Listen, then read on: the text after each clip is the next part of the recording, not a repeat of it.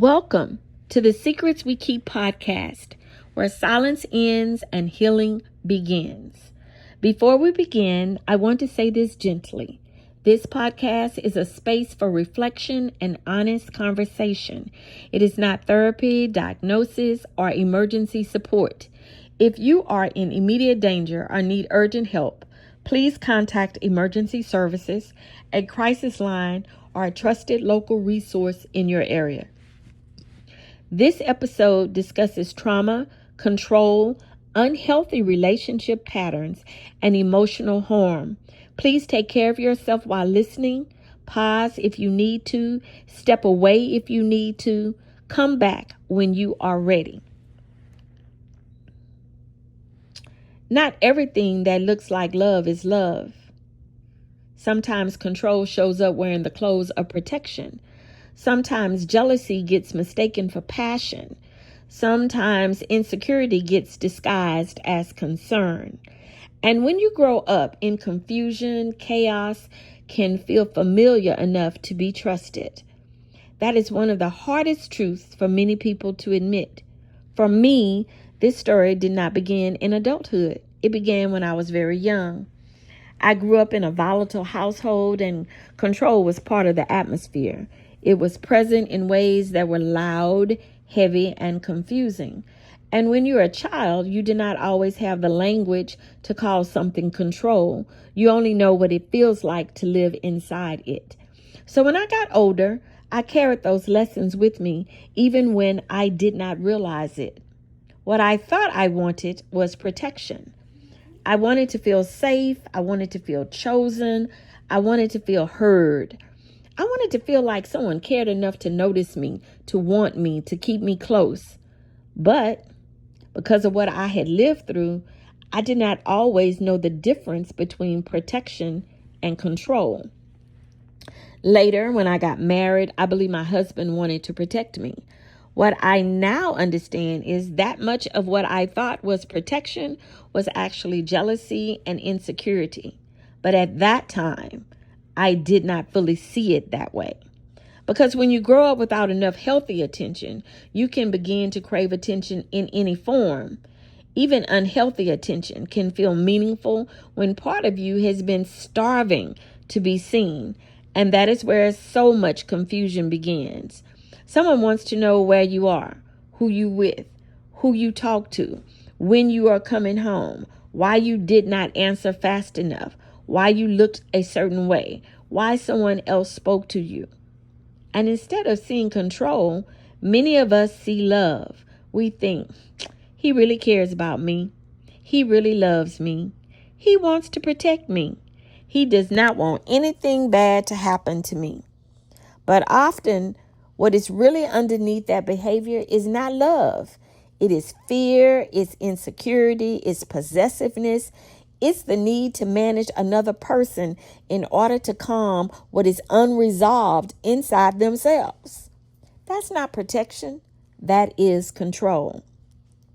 And for someone who grew up in a volatilely controlling atmosphere, control can feel strangely familiar. Not comforting exactly, but recognizable. And sometimes what is recognizable feels safer than what is healthy. That was true for me. Because the quietness, the softness, the gentleness, the consistency, the real caring I should have been drawn to did not feel natural to me. It felt foreign. I did not know how to identify it. I did not know how to trust it. In some ways, I was even afraid of it.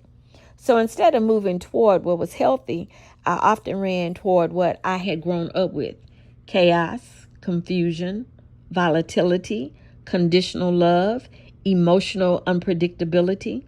That felt normal. That felt familiar. And familiarity is powerful. It can lead you into relationships you should never have entered. It can keep you in relationships you should have left. And sometimes it can even cause you to pull away from the very relationship that might have been safe, steady, and real.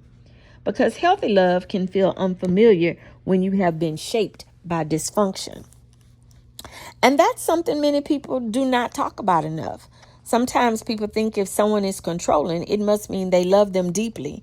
They think being watched means being wanted. They think being questioned means being valued. They think jealousy means passion. They think possessiveness means commitment. But love is not supposed to make you feel like you are constantly being monitored. Love is not supposed to make you afraid to speak. Love is not supposed to make you shrink, explain, hide, or lose yourself. Love is not supposed to make safety feel conditional. Real love does not silence you. Real love does not intimidate you. Real love does not punish you for having your own mind, your own voice, or your own boundaries. What I wanted, if I am being honest, was not control. I wanted safety. I wanted to feel physically protected. I wanted to feel emotionally safe. I wanted to feel mentally and spiritually safe. I wanted to know I could speak without being shut down.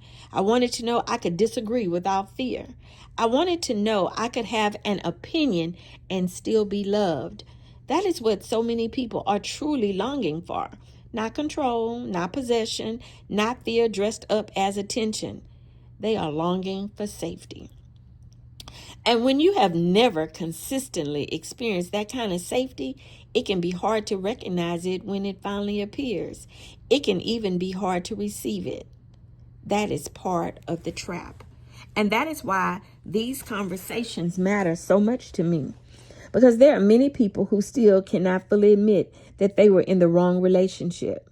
There are people who still struggle to name verbal abuse, physical abuse, coercion, manipulation, or SA for what it was. There are people who still minimize what happened because calling it what it is feels too painful to exposing too final. Sometimes naming the truth feels like losing the story you told yourself in order to survive it. But confusion does not make the harm less real, and survival does not erase the truth. I'm still learning this myself. I'm better, but I'm still learning me. I'm still learning that healthy love looks like. I'm still learning what healthy love looks like. I'm still learning that softness is not weakness. I'm still learning that peace is not boredom. I'm still learning that being heard, respected, and safe are not too much to ask for. That learning matters because when love and control get confused, people stay too long. They question themselves, they excuse what hurts them. They misread warning signs as devotion, and they keep reaching for something they think is love when really it is fear and instability wearing a softer name. So maybe one of the most important things we can do is slow down and ask better questions. Does this relationship make me feel safe? Can I speak honestly here? Can I disagree without punishment? Do I feel respected or managed? Do I feel loved or watched? Do I feel protected or controlled? Am I becoming more myself here or less? Those questions matter because not everything that looks like love is love. Sometimes what feels intense is not intimacy. Sometimes what feels possessive is not protection. Sometimes what feels familiar is not healthy. And healing begins when we are honest enough to tell the difference. Thank you so much for spending this time with me today. This is the Secrets We Keep podcast, where silence ends and healing begins. Until next time, be gentle with yourself. Tell yourself the truth.